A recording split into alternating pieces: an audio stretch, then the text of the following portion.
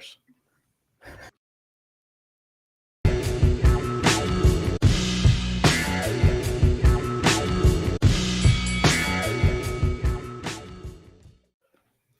Hey, what's up? Welcome back to another edition of the Mandatory Post Fight Show. If you like the content, make sure to hit that like and subscribe button.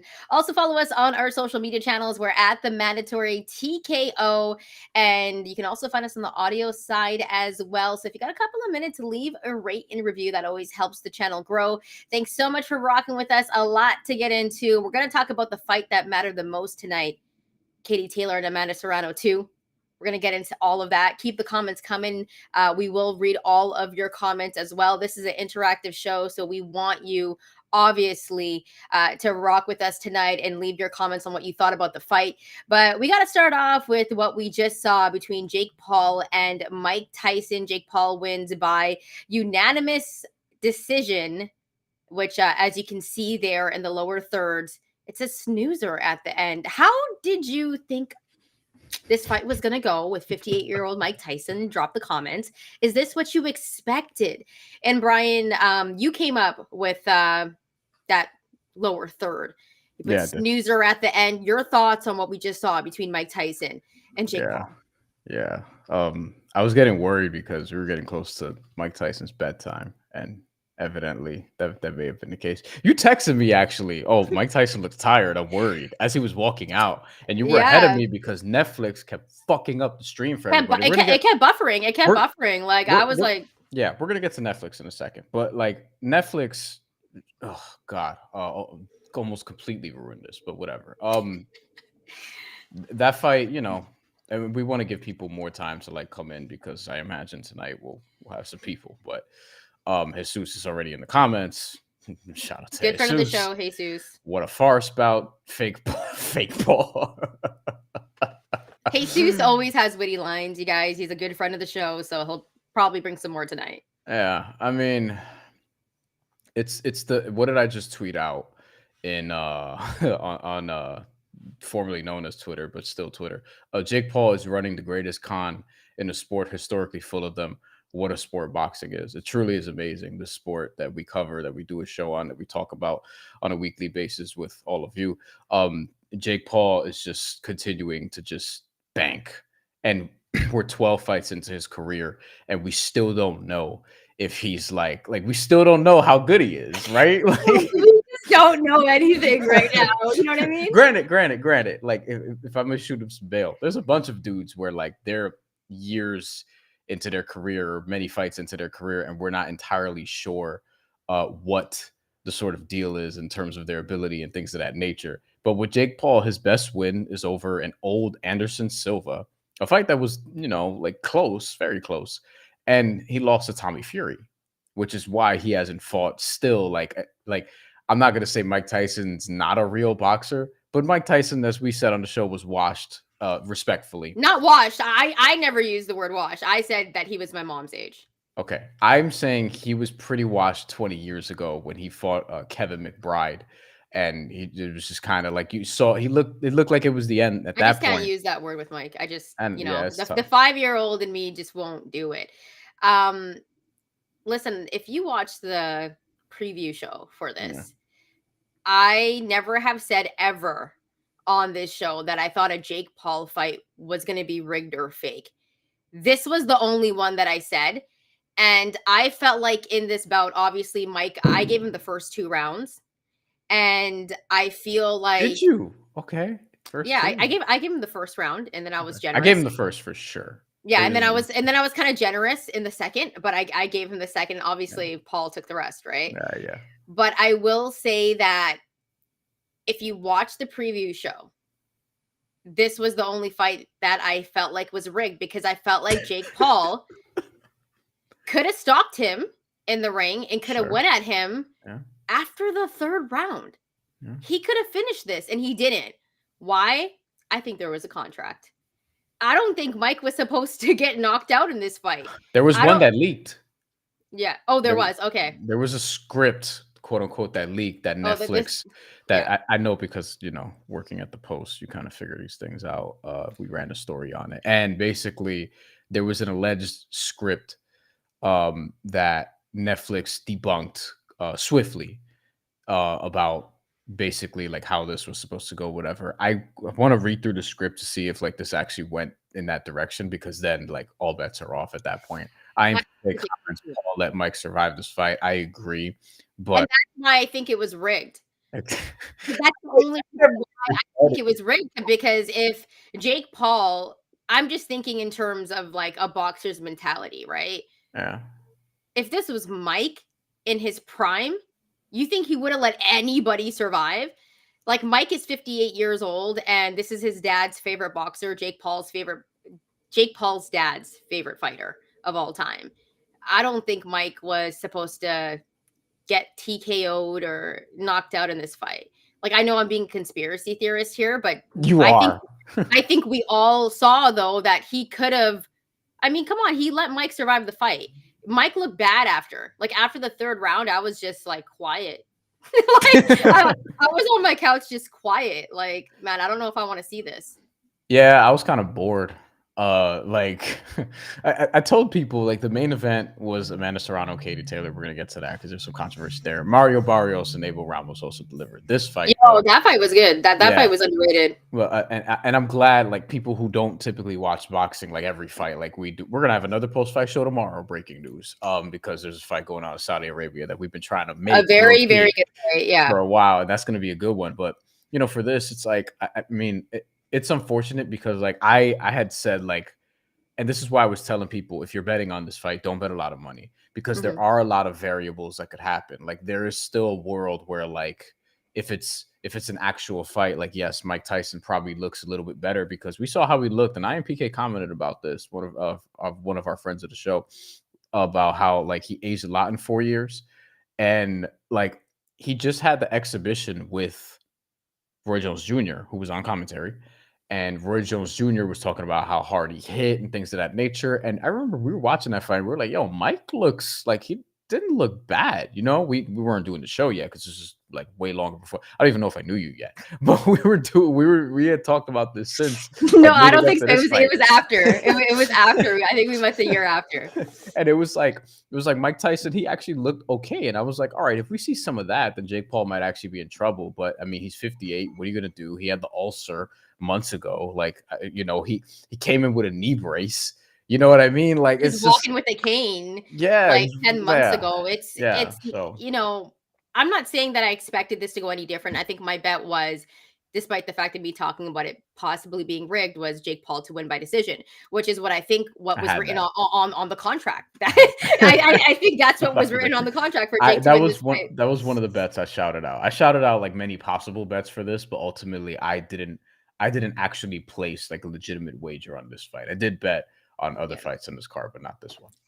You know, I think that at 58 years old, Mike Tyson probably would look better than any other 58-year-old that would dare to get into the ring.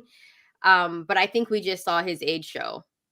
And it was difficult to see, and I hope that's the last time we see Mike in the ring, like I said. But Jake Paul, showed a lot of respect to Mike, and you got to give him props for that.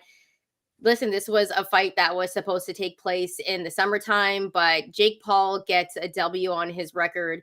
And despite the fact of whether you like him or not, I think he does a lot of different things for the sport that hasn't been done before. He is an innovator. It was on Netflix. We should probably get into that. You said earlier, Brian, Netflix almost blew it. What was going on with your Netflix stream? Bro, everybody here, like in the States, maybe worldwide also, I'm not sure where like everybody is from necessarily, because we have people that are accessible to this event from anywhere.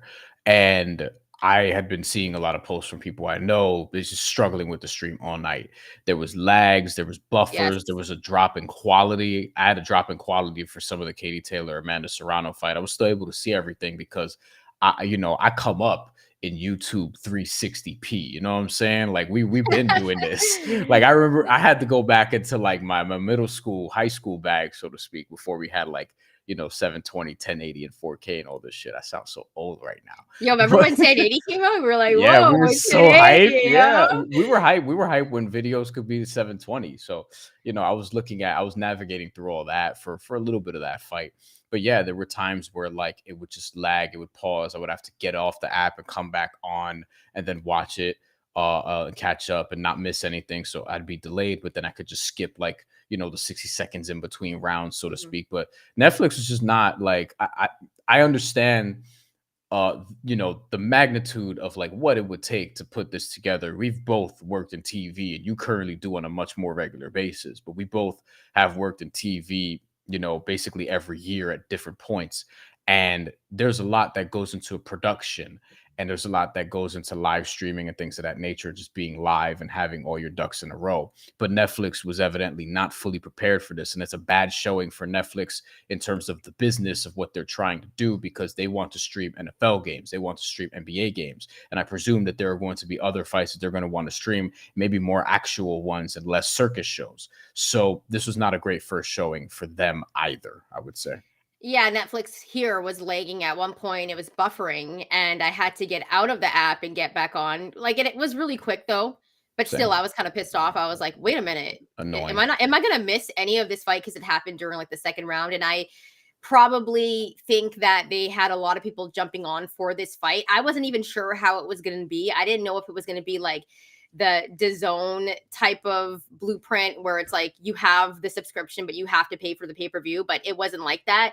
You could get this for free if you had the subscription, which I think was pretty dope. There were some technical issues, but I think Netflix is obviously going to fix that, and they are getting NFL games. The Christmas Day games are going to be on Netflix, and I think that's a huge move. And as Netflix gets into sports, this is not going to be the last fight that's on Netflix.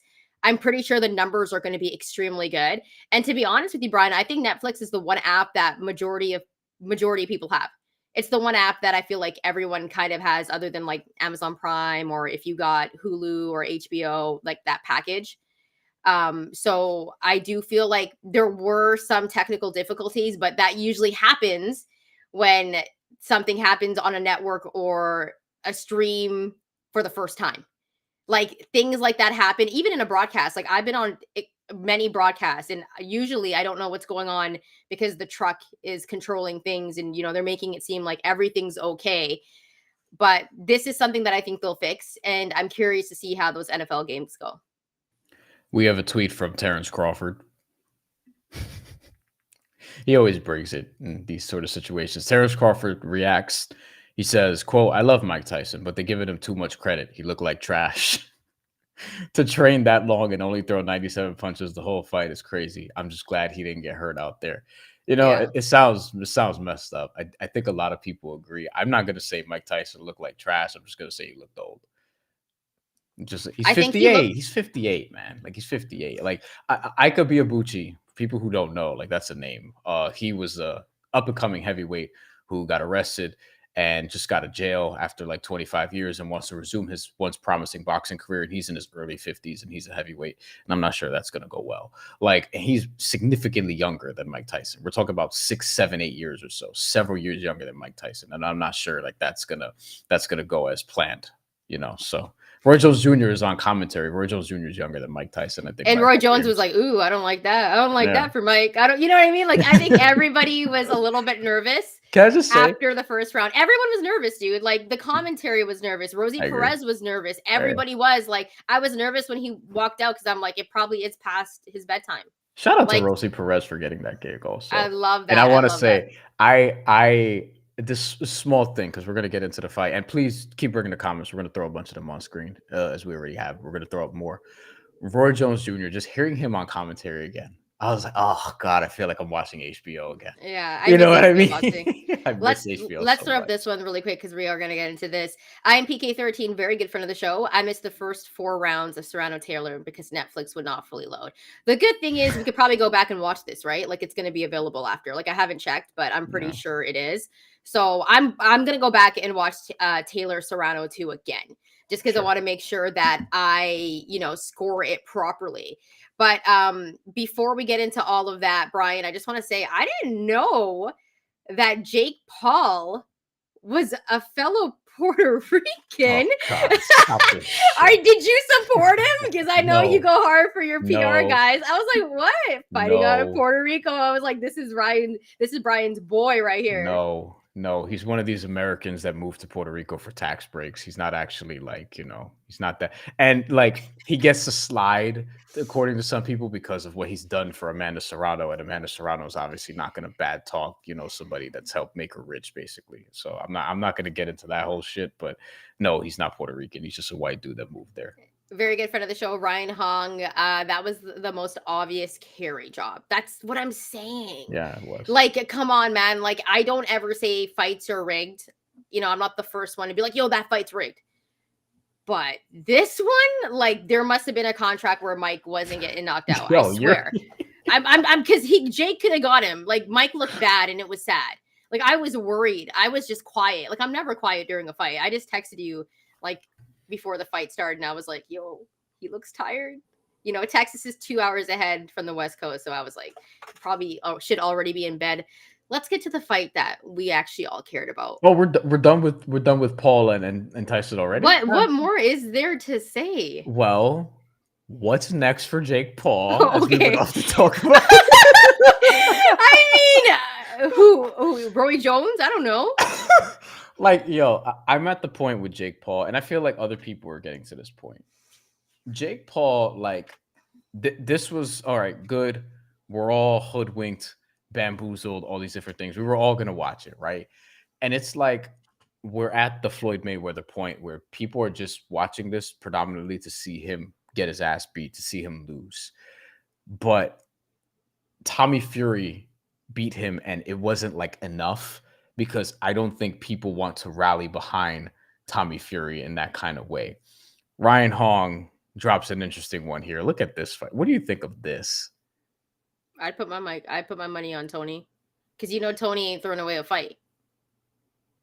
I want to see Jake Paul fight against somebody active, because here's the thing. You go through the resume. We're going to do this right now. Let's go through the cruiserweight division. Is he even ranked yet? But pull up the cruiserweight division. I'll go through his resume real quick, because I'll toss it to you so we can talk about like the serious actually boxing potential ramifications here. So there's a streamer, there's Nate Robinson, and then you got the MMA fights. You got Ben Askren, who notoriously Ben Askren in MMA was seen as one of the worst strikers in MMA. So, no, he was not going to translate to boxing. Tyron Woodley, wrestler, had power, but like wrestler, not really a boxer at all. Anderson Nate Robinson, a basketball player that Nate could Robinson, dunk. Basketball player who, like, maybe he can fight, but not box. Two different things. And again, hopefully, like, he gets his kidney situation taken care of, because we both love Nate Robinson. Seriously. Anderson Silva. Yo, I have a story about Nate Robinson actually that I'll tell after. I have one too, actually. Was it the one where he gave you an autograph? Yes. You told it already. I did? Okay. This is why we work together, because I remember these things about him. Anderson Silva was, I think, the legitimately best competition he's had. And honestly, that fight was closer than it was scored. I felt like Tommy Fury beat him. Nate Diaz, blown up. Fucking, like, he should not be fighting at 185. Andre August, inactive boxer, padded resume. Ryan Borden, inactive boxer, padded resume. Mike Perry, replacement, who, again, not somebody who's a boxer either. He's good at BKFC, and he's good at like boxing in MMA, but not like boxing. Like, these are all sort of skewed victories. Now, if you go through a lot of people's resume, there are going to be, guys who are inactive, guys who have bad records, or whatever the case may be. But now we're at the point with Jake Paul where it's like, all right, 11-1, 7 knockouts. Let's go. Like, let's actually get a real fight going. But I don't think he's going to do that next. I think they're going to figure out another creative way to, maybe it's somebody who's retired, but not as old as Mike Tyson. You know what I mean? I mean, we got to get to these comments, because our guy, Jack, by the way, thank you for joining the show, Jack, is killing it right now. Yes. El Gallo of Puerto Rico is pretty much is what he's saying. Puerto Rico. He's laughing about it. I know, but this one too. Next, Udonis Haslam versus Jake El Gallo. That's right. It'll be like that. Like, yo, I would not play with Udonis. You know what I mean? Like, we know Udonis Haslam is tough. Let's make that fight happen. Let's get to the cruiserweight division. I would love. You know what? I think Damian Lillard would beat Jake Paul. Well, yeah, Dame could actually box. I gotta go. He's from East Oakland. I would that like, give me that. Damian Lillard can't do that. That's not gonna happen. He's in the NBA. Like, But Damian Lillard, Fun. like in the summer, you know what I mean? Like if you're just like Damian Lillard versus Jake Paul, that's what I want. If By you're the gonna way, give me a Jack, celebrity, give me a celebrity that could box. I think Udonis Haslam could give him some problems. Jesus really thinks it's gonna be Canelo Alvarez. Canelo would not sign a contract for that, and Canelo would not take him easy. Take it easy on Jake Paul. I would like Jake Paul too.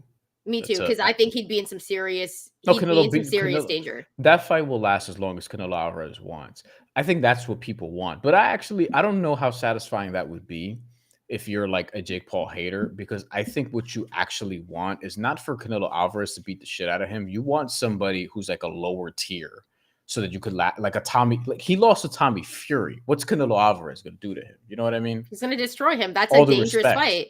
That's a dangerous fight. Now, let me tell you the story about Nate Robinson because it has to tie in with a little bit with Jake Paul. So I was working for a pretty known sports book, and we had put out like these NFL previews of the season. And I did the Steelers, and which, by the way, I was like one off. I said they'd go. I said they would have 10 wins, and they ended up having 9 wins. So whatever. So Nate Robinson hits up on the comments, and he's like, "What is this girl smoking? The Steelers aren't gonna win 10 games." And then I left a comment and I said, "What were you smoking when Jake Paul knocked you out?" He never responded. But that was my interaction with Nate Robinson. Just a little short story there, just before we get into the cruiserweight division, because Bryan, there's some names on here that I don't think he'll ever fight. Bodou Jack, He's not fighting Badu Jack. Gilberto Ramirez, He's not fighting Gilberto Ramirez. Opataya. No, we're aiming way too high. I know, but Callum Johnson. No, there's not a single person here that you're going to name that he's, Jack Massey. Honestly, like fight at heavyweight. Like, is that not more dangerous? Like who is he gonna fight? Luis Ortiz. Luis Ortiz got power. I don't think he wants to go into the ring with him. Like that's the thing. Like all of these type of people, they're gonna be. They're gonna Tyrone the Great drops a comment, but these type of people, they're gonna just beat his ass. And he donated to the show. If you donate to the show, we put your comment up right away all the time. Thank you, Tyrone, because he always donates to the post-fight show. Bryan, I'll let you read it. I'm just happy he didn't KO Mike. If he would have done that, I would have been in the gym the next day getting ready to fight Jake Paul.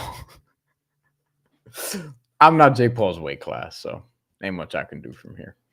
No. I think Jake Paul showed him respect though. Like he could have went at Mike. He gave him props at the end, and he gave a good post-fight speech, which I'm always down for. I don't hate Jake Paul anymore. When he first started out doing this, I couldn't stand him. But like I've kind of grown to appreciate what he's done. And I think this was one of those things where I'm like, okay, like he didn't knock out Mike Tyson. You know what I mean? Like he could have, and he showed him a lot of respect. So I'm not hating on Jake Paul anymore. I mean, to me, it's not necessarily about that. It's just I want to see what the actual next move is. And I know a lot of people are saying like they're not going to buy it, they're not going to pay for it, whatever. But I think now I'll say this: there was genuinely less interest when he was fighting Ryan Borland, he was fighting Andre August, like actual pro boxers, quote unquote, but not people of any repute, not people with any resume. Like, so I think that's why they went back to the former MMA celebrity route. Let's get to Katie Taylor and Amanda Serrano too, because that's what we really want to talk about anyway. All right, so this was a fight that Katie Taylor took the first one, and if you saw any of our previous shows, Bryan and I both thought that Amanda Serrano won the first fight. Like we both had it scored 6-4. So going into this fight, we kind of knew how this would go. But Bryan, your thoughts on what you saw during the fight, what you thought about the point deduction, what you thought about the cut, and the decision, obviously, because it's very controversial. This is a tough one. You could argue, and I think not a small amount of people would, that Amanda Serrano, one, should have won this fight, two, has a better case for winning this fight than even the first one. I think a lot of people would argue that. I'd want to rewatch it, especially because Netflix was, I mean, I got to see all of it, but still, I want to rewatch it because that felt like a very close fight. There's a lot of controversy just surrounding not necessarily just the fight and the result, but Katie Taylor and the headbutt, Katie Taylor and the clinching, which if you watch Katie Taylor fights, now the headbutts were accidental. I don't think she did that on purpose. Like I know Jordan, Amanda Serrano's coach, was like, yeah, she's headbutting, she has a big ass head or whatever, whatever. And it's like, listen, when you're orthodox, we've talked about this all the time. Orthodox fights a southpaw, headbutts and stepping on each other's feet, like that just kind of comes with the territory sometimes. The clinching, yeah, that's deliberate, but that's part of like what you want to do, especially when you're fighting a southpaw who excels at pressure fighting on the inside. Like if you watch Katie Taylor versus Chantelle Cameron, she was clinching a lot. If you watch Katie Taylor versus Natasha Jonas, like if you watch Katie Taylor fights, like she clinches a lot. She moves, she boxes, she has her speed, and when she's trying to create space, she will back up, she will step to the side, and sometimes she will clinch to get that separation and reset and start fighting again from the mid range or long range. Like against Amanda Serrano, you don't want to stay on the inside. So yeah, when she's on the inside, she's going to clinch. Did I think she clinched a good amount? Yeah, I didn't think it warranted a point deduction though. I think you had more of a case for it in the Chantelle Cameron fight, the second one probably, especially. This one, I was a little bit surprised by that. And when they announced by unanimous decision and that all the cards were 95-94, I was like, this is going to Amanda because the point deduction is going to tilt it in her favor, whatever, whatever. And when they said Katie Taylor, I was surprised. I won my bet, but I was surprised because that implies that Katie Taylor wins 6 of the 10 rounds because of the point deduction, according to all the judges. Which, after seeing what I saw, I was like, "Oh, that's pretty ballsy." To me, it's not a robbery because it's a very close fight. I saw people calling it a robbery, being like, "Oh, Amanda should have won 95-94," and I'm like, if it's a point difference, it can't be a robbery by definition. To think it's a robbery, you had to have Amanda Serrano winning like 8 rounds to 2, maybe 7 rounds to 3 at the closest, you know. But to me, it was a very close fight. I think Amanda probably should have gotten it. I wish there wasn't a point deduction because a draw would have been super fair. Um, Katie Taylor winning was pretty surprising to me, though. Yeah, when they said unanimous decision, for some strange reason, even though Amanda has won in the past, like lost in the past in that first fight, and even though there was that point deduction, which I hated that point deduction. I thought it was stupid. I thought Yeah, that was one of the worst point deductions I've ever seen. But when they said unanimous decision, I kind of knew that Katie won. Like I wasn't actually surprised that interesting. Yeah, Amanda Serrano lost. Because if you actually look at the fight, and first I do want to say that I don't think Katie Taylor is a dirty fighter. me Like neither. I think she like just leads in with her head all the time, but also like clenching and stuff, that's a part of the sport. Yeah, You know, there's an art to it actually. If you yeah. actually box, there's an art to clenching. Like you just don't do it for no reason, right? I mean, some guys clench a little bit Some too much and it's annoying and right, it's like, yeah, okay, yeah. whatever. But I don't think that's what was going on in the Like some fight. people Like, would say Shakur Stevenson does it a little excessively, for yeah. example, but it's part of But the strategy for him in a lot of yeah, cases. exactly. It's all part of strategy, but I don't think that was the case in this one. And I don't think Katie Taylor is a dirty fighter. For it to be called a robbery, I agree. If it's like by 1 point, I don't think anyone got robbed in this fight. I feel like Amanda Serrano should have won. I had her winning this fight, and I would have been okay with it being a draw. And I said earlier when we did the preview for this card, I said that because it's 2-minute rounds, these fights are extremely close. And, Mhm. and scorecards are all over the place. And at the end, we're always left wondering whether someone got robbed or not. And that's exactly what happened, except for it wasn't a robbery. And the judges gave it to Katie Taylor. But, you know, she was very accurate and she was landing power punches. So I could see how they might have gave it to her. But at the same time, I had Amanda winning, and she's just an absolute warrior. Like that cut was nasty, Nasty, one of yeah. the nastiest cuts, and she And had blood she's everywhere. And she had some fought cuts through it, too. yo. She Yeah. fought through it, and I think, you know, Amanda said it in her post fight interview, and I feel for her. She knew she was possibly going to lose this fight. Like she said it in the post fight show, like, oh, you know, I came to make history, and that's what Amanda Serrano does. Like she makes history, but man, I need to see a third one. Oh, you want it again. I mean, I do want it again because I just feel, and you know what? I don't think Katie Taylor deserved all that booing. I Like don't either. I don't she's not either. the one who's like making the decision on the scorecards. Like for the fans to boo, I understand that a lot of people thought Amanda Serrano won that fight, but to boo Katie Taylor, like Katie Taylor fought her ass off in that fight. But you know how this goes. Like Yeah, but it wasn't the a robbery, Brian. the the Like the this vo- wasn't a robbery. the boxing fan or people watching the fight will always boo the person who gets a decision that isn't the action fighter. Like Amanda Serrano is going to apply pressure and be the more fun action fighter. She threw more, she landed more, and all these different things. And her work was more obvious, especially to casual fight fans, for example. And I don't mean that in like a derogatory way. Just like it is what it is. Like it's more obvious to see what she's doing. And I think that that's really what it is. Like you often don't see the counter puncher, like people booing on their behalf. And Katie Taylor wasn't just counter punching, by the way. She was getting in there and brawling at times a little bit too much. Like it was oddly like at times like the first fight where Katie Taylor would have success when she was moving and she was able to stick and move and she was able to create different angles and not stay on the inside with Amanda Serrano, because when she did, Amanda Serrano would piece her up. I thought it was a very close fight. Both of them, both of these fights were very, very close. And it's tough. Like Katie Taylor won both of them, but again, this is part of the cap. Like I was saying, like listen, Katie Taylor gets a lot of close decisions. We saw this against Delphine Persoon, especially the first one, or most of the first one. We saw Natasha this against Jonas, Amanda Serrano the first time.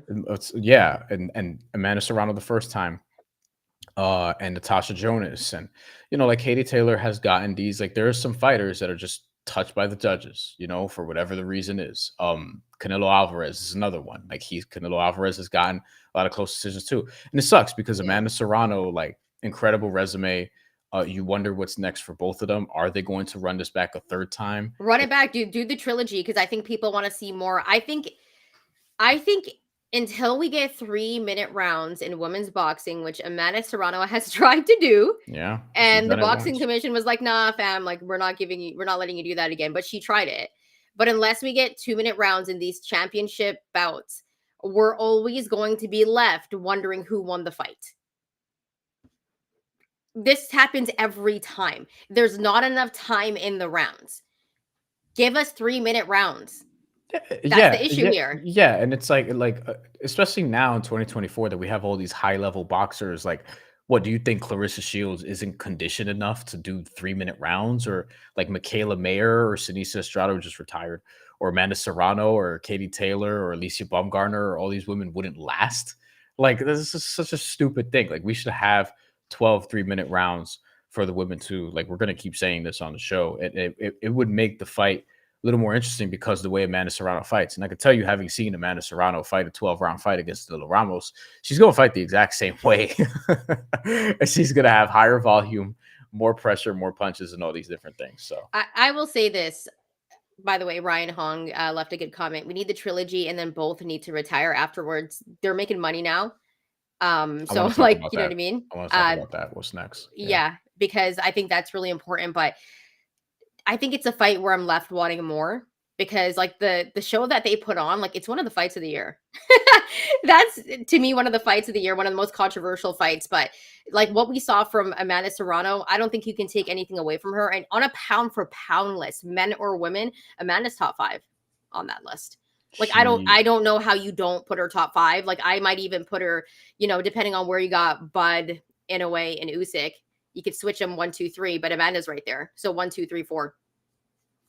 Like I swear she's top 5 men or women on that list. Like what she did tonight, and that's what pains me. Like as a boxing fan, is like seeing how she lost tonight and all she gave. And it's like I think majority of people think she won that fight. It's a tough one, man. And it went to Katie Taylor, and I feel like you can't hate on Katie for that either. But Brian, as you were saying before, I kind of cut you off there. Yeah, no, it's just like I do wonder, and this is interesting. The most interesting thing to me now, it's like, all right, what's next? Because my thought was, okay, if Amanda Serrano wins, then obviously we have the trilogy, and then from there, I'm not sure. This is a very close fight. Some people will argue that Amanda Serrano's been robbed twice. Um, I would say at a bare minimum, she has a case of winning both of these fights. I think it would have been fair to just split them 1-1, and then we get the trilogy, whatever. But now I do wonder what's next, because if you're Katie Taylor, there's no reason to really run this back. except for getting a bag. Not for nothing, Katie Taylor looked tired as shit out there, like early on in the fight, and you heard her at the end. She could barely say anything. Like she wasn't getting her words straight or whatever the case may be. Like she was barely And enunciating she at was that point. getting booed. Yeah, and Like she was she was getting booed. getting booed. Like I felt bad for Katie Taylor in that Like moment, Jordan dude. said, like Katie Taylor Asher comments cut was serious and also that Katie looked winded. Katie Taylor was very winded in that fight. And just from the standpoint of like what happens next, I don't really know because Katie Taylor's 38 and Amanda Serrano's 36. And Amanda Serrano, especially, has had like 50 plus pro fights at this point. Katie Taylor is in the mid 20s, which is not a small thing. Both have made a bunch of money. Both have had a lot of fights. Amanda Serrano more so. I don't know how many more. Like Katie Taylor's low key been in some wars, and Amanda Serrano's had some wars now, and has had some cuts now. Like I there's not a lot left to prove. But I don't think either of them are gonna walk away either. So what do we think should be next for them? Is it just running it back, or if they fight different challenges, like what are we looking at here? Well, if I'm Katie Taylor, I'm making another fight with Shantelle Cameron. If Really? Yes, and I think Okay. because I think that's a tough fight. You know what I mean? That's a fight where Katie did not win on the cards. Chantel Cameron was like, "Yo, this is my natural weight class," and did damage. You know what I Yeah, mean? I have a different idea. But I think Katie Taylor, I think she should look to take that fight again because I think it's a very entertaining fight. But I think for Amanda Serrano, I think Amanda Serrano can do whatever she wants. I think she could do whatever she wants at this point. If Both of she's them. gonna fight, Both of them. yo, if Both of she's them. gonna fight if she's gonna fight on an undercard for Jake Paul, which to be honest, she's the main attraction on every Jake Paul fight. Like I don't really care who Jake Paul's fighting. I'm watching it because Amanda Serrano is gonna be on that card. She's the reason why I'm watching it. And I think she can do whatever she wants to do. So I think it's one of those things where Amanda has free will, whether whoever she fights, I think she still is going to want to be competitive. Like, I don't think Amanda's going to hang it up just yet. And from what I saw tonight, she doesn't have to. Like, she still has that dog in her. She still looks good. She still has that speed, So I think Amanda can do whatever she wants to do. And I think she will. And I think we're going to see her again. I don't know if they'll give us a trilogy fight. I think it could make a lot of money because I think it's left people wanting more. I know I want more. And I also want Amanda Serrano to get a decision for one of these Katie Taylor fights. But, if the money is there, I think they'll do it. Tyrone stealing my thunder, but I'm gonna put you up because one of our favorites. This is the fight for me for Amanda Serrano. This is the one. Alicia Baumgartner. That's the one. I'm actually gonna keep it up. Alicia Baumgartner is the one for me Does for Amanda Baumgartner Serrano. want Like, that fight, if though? I have she acted like she did before. Now this may have been pre-allegations, but there was a time where this was going on, and if you just look and like you can't really tie Amanda Serrano to a weight class because she's won titles in 7 weight classes, like anywhere from like 115 to like 140. Like she'll be Well, up her for the natural smoke. weight class, like she even It's said, she featherweight. feels the best at 126, It's right? featherweight. But But Alicia Baumgartner, if they're gonna fight at 130, like I think that's a fight that they could still make at 130. yes, also, like I don't think that's a small fight either. Like that's a big money fight that would be very successful as its own main event. You don't need Jake Yeah. Paul, you don't need any circus or whatever. You can put it on any network you want. It'll be, Netflix, or it can be, the Zone or whatever the case may be, pay-per-view, something else, whatever. Like that is a big, big, big fight. One of the biggest fights you could honestly make in boxing, in my opinion, right? I see it. I see it. I see it. Um, that's funny, Osman. I'm sorry, it's too funny. We have to put it on the Okay. screen. I'm dying over here. Osman 3001, Jake Paul versus Joe Biden next. That's a great fight. That's a great fight. If Jake Paul wants Joe Biden, I mean, that's the age range that Jake Paul's opponents tend to be. Um, there's a lot of things I can say. I just don't want to. And the fight for me, I agree with Astra's comment. We got to make sure that Baumgartner's not on some shit because I think she's never gonna live that down now. she popped dirty and people just forget about it, and like she's kind of been I don't know. I don't know. I don't know what the status is for that. But Lou DiBella was out here like, yo, like, because he promoted the opponent and was like, yo, this is a real steroid.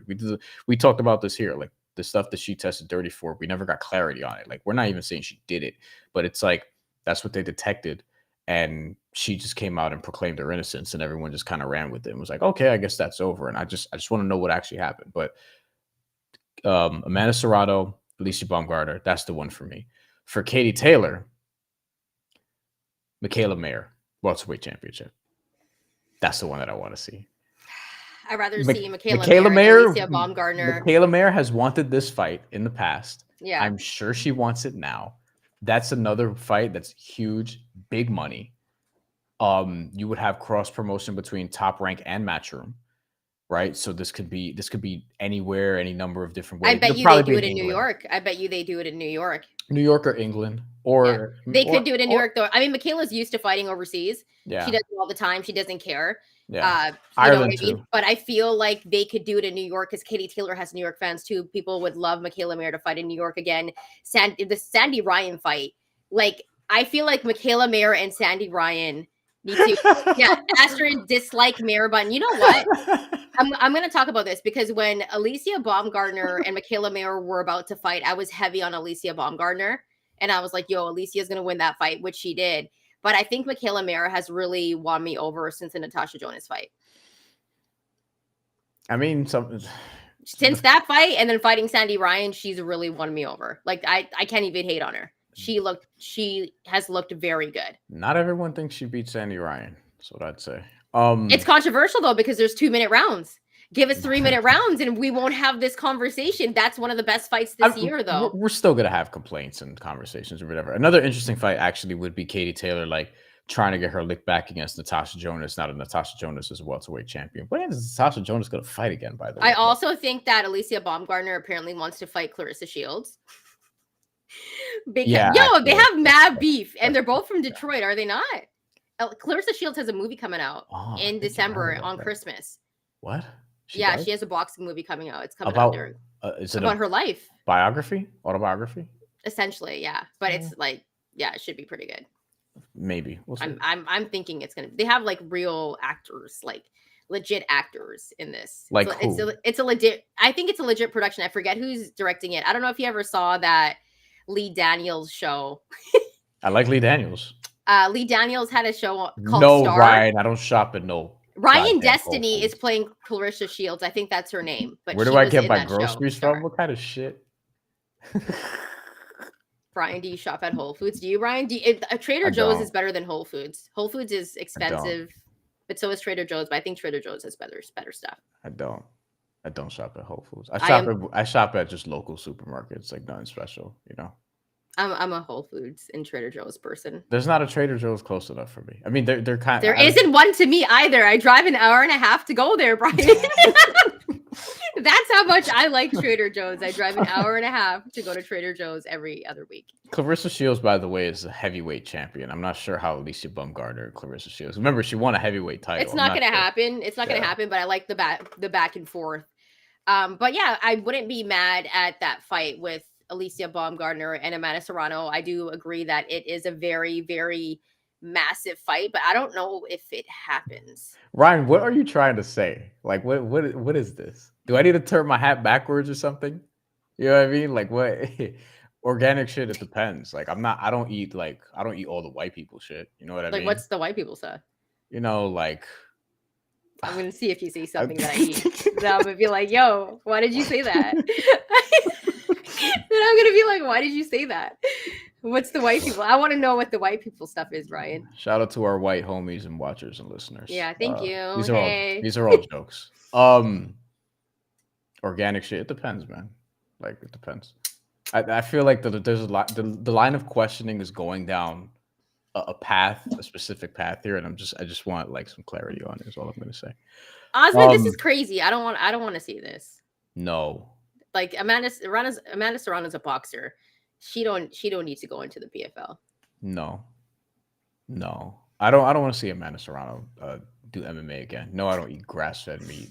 Not You really. should. It's good for you. Not really like that. I mean, I've tried it, yeah, like, but it's not something I actively like seek. See me and Tyrone. See, Tyrone's my guy. You know what I mean? Tyrone I'm knows sure. what's up.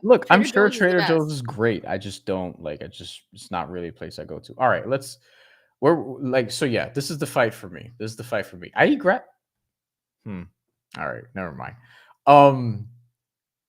Amanda Serrano versus Alicia Baumgartner and Katie Taylor versus Michaela Mayer. That's where I'm at. Those are the fights I would want to see next. By the way, if Amanda Serrano or Katie Taylor decide to walk away, first ballot Hall of Famers, they've done pretty much everything. Like there's nothing left for them to do. They have nothing left to prove. If they want to walk away, head held high, health, all good. They're both in their pushing their late 30s. Like all due respect, like yeah, I would be fine with that too. I feel like Amanda can do whatever she wants. I feel like fans are left wanting a trilogy fight between her and Katie Taylor. Whether we get that or not, I know the money will be on the table for it because the last two fights have been great. Do we get it? Maybe. If the fans want it, I think it could possibly happen. I was thinking Alicia Baumgartner as well, but I don't know if that's the route that Alicia Baumgartner is going to take. I don't think her next fight will be Amanda Serrano. So that's why I say Amanda Serrano, I feel like can do whatever she wants at this point, and she's going to continue to make history. As for Katie Taylor, I want another fight with her and Shantelle Cameron because I think Katie Taylor was she left that fight wanting to have a rematch. And I think we all know that. But I think Shantelle Cameron wins that fight as well. Like that is her natural weight class. And Katie was daring to be great as well coming up for that. And those are the two fights I want to see. I'm just left wanting more after these fights because the 2-minute rounds piss me off. Let's wrap this up with some comments. Actually, let's take some couple more comments before we get out of here. By the way, post fight live show tomorrow. We're doing it. We're doing Jose Ramirez, Arnold Barbosa. We're gonna do it. That's going to be earlier than this, much earlier. They're fighting at. It's going to be 5 or 6 p.m. We're not entirely But like sure. 2 p.m. West Coast. I'm guessing. East Coast 5 6 p.m. West Coast like midday basically. It's in Saudi Arabia, so expect a live show. Whenever that fight ends. But we are going to talk about that card. Jose Ramirez is going to be on it. Arnold Barbosa. This is a fight that we've wanted for a while, and this is a fight that's going to have big ramifications at 140. We're taking the time to do it because we're excited about this fight, and also there ain't going to be a post-fight live show next week because there ain't a lot next week worth talking about. Oscar Collazo is going to be on it. That's going to be fun. And we just mentioned Gilberto Ramirez earlier on the show. He's fighting Chris Billiam Smith in a fun fight. That's going to be good as well. We were asked about Oscar Duarte versus Akhmedov in this one. That is going to be a war. I don't know who's going to win that fight. I have to look at the betting odds for this one. The only things that I'm sort of like that I like in this fight is I really think Tevin Farmer has a shot at upsetting William Zepeda. And he's like plus 800 or 900 or something along those lines. I'm not saying he's definitively going to do it, but I'm like Tevin Farmer is good enough to pull that off. Yeah, I think that Tevin Farmer is going to win that fight. I placed money on it already. I think it was like a plus 750. Yeah. Could be a very, very good fight. But yes, we are going to be doing the post-fight show, so make sure you rock with us tomorrow afternoon if you're on the West Coast, early evening if you're on the East Coast, and we're going to be getting into 140 as well because that is the most interesting division or one of them in boxing, and lots riding on this fight for a guy like Arnold Barbosa Jr., also for Jose Ramirez. Tyone the Great says, I am hyped. My timeline on Facebook and Instagram is talking about the Serrano fight. This is great for boxing, which is why I think there should be a trilogy fight. There's an appetite for it. And so if they can remake this fight for the third time, I think they should. And I think a lot of people are also thinking, if Amanda didn't have that cut though, what else could have happened in this fight? That cut was nasty. Like the last time I remember a cut like that was Tyson Fury. Tyson Fury had a pretty nasty cut. You had it in New York, and Amanda didn't get the decision, even though it felt like she could have. But I think have it in Puerto Rico. I'm going to be like, where are you going to have this third fight? I don't think the Katie Taylor is not signing to do it in Puerto Rico. I don't think, unless they put an ungodly amount of money. Just do it in Vegas. Yeah, that's probably the move, honestly. Vegas, I feel like could be pretty neutral for both Katie Taylor and Amanda Serrano. In Yeah, fact, I think Vegas would be perfect for it, and that could be the final trilogy fight. And I think it would be massive for women's boxing, and like everyone's talking about it right now, which is why I say that's the fight to make next for both of them, because I think Katie Taylor is going to remember those boos as well. sure. I think Amanda Serrano, by the way, like should fight in Puerto Rico. She hasn't I think in. she should retire. Her last fight should be in Puerto Rico. And Yeah, apparently, your boy Jake Paul, fellow Puerto Rican of yours, lives there now. So I stop don't it. see why it wouldn't happen. You know what I mean? The last time, what's up, Ace? All right, Ace is here. Checking in. Ace, real quick before we get out of here, what do you think about this? Everything that went down tonight. Amanda Serrano's last fight in Puerto Rico, by the way, against Daniela Bermudez. That was her last KO before the Stevie Morgan, before the Stevie Morgan knockout. That was in March of 2021. And that was also like during the height of the pandemic, kind of like in 2021 we were starting to get vaccines and things of that nature, so like it was still like not, we weren't like fully outside yet because the pandemic was still killing people. But now, if she did it now, we can get a sold out crowd in Puerto Rico. So it doesn't have to be Katie Taylor, it might not be Alicia Baumgartner because I don't think they'd agree to that. But I don't think so either. with the backing she does have, like I'm not going to sleep on, like an amount of money to probably put on the table to get someone to come to Puerto Rico, knowing that they're probably not going to get a fair shake. For sure. I think there's some names, and I think if Amanda wanted to ride off in the sunset, that's definitely the way to do it. But I still think there's an appetite for a trilogy fight. Let us know in the comments below if you would be down to see Amanda Serrano and Katie Taylor for the third time, or if you're rocking with Bryan and you think, you know what, we've seen it. It's probably going to be the same outcome for the trilogy fight, because it happened the first two times. So you know what? Let's move on to an even, well, same level. I feel like just as massive of a fight with Alicia Baumgartner, because I think the matchmaking there is it's dope. But guys, thank you so much for rocking with us tonight. We stayed for almost an hour. We do appreciate you. I know it's Friday night. We'll be back tomorrow with another post-fight show. And Bryan, any final thoughts before we get up out of here? Tevin Farmer is plus 1,200 to win by Bet, decision. listen, I don't know how you don't bet on Tevin Farmer with those odds. William Zepeda should win the fight. Blah blah blah blah blah. He's the favorite. All those things. Just don't sleep on Tevin. Don't sleep on Tevin. He's it's worth a little. Like I'm not. Don't put a lot of money on it. I don't bet with a lot of money anyway. I know I talk about betting as part of my living because work, Action Network, all this stuff. Don't bet a lot of money on it. But plus 1,200 to win by decision. I'm putting that in the app 1,000%. And I'm gonna say this too because we were talking about this. The odds for it: Jose Ramirez minus 196. At Arnold Barbosa plus 144. That's money line by decision. Jose Ramirez is plus 115. Arnold Barbosa is plus 310. So I feel like more money has come on Arnold Barbosa. Ramirez. You think? Yeah, because I don't remember where his starting because point Jose was. Ramirez was like a minus 220 at one point. Okay, so yeah, Yeah, so more money has come on Barbosa at this point, which is interesting because I think it's going to be a very good fight. I think it could be a split decision, a majority decision, or even a draw. It depends how Jose is going to fight, and if he's going to fight like classic Jose, then he's going to come forward, he's going to get hit a lot, but he's also going to have that high work rate.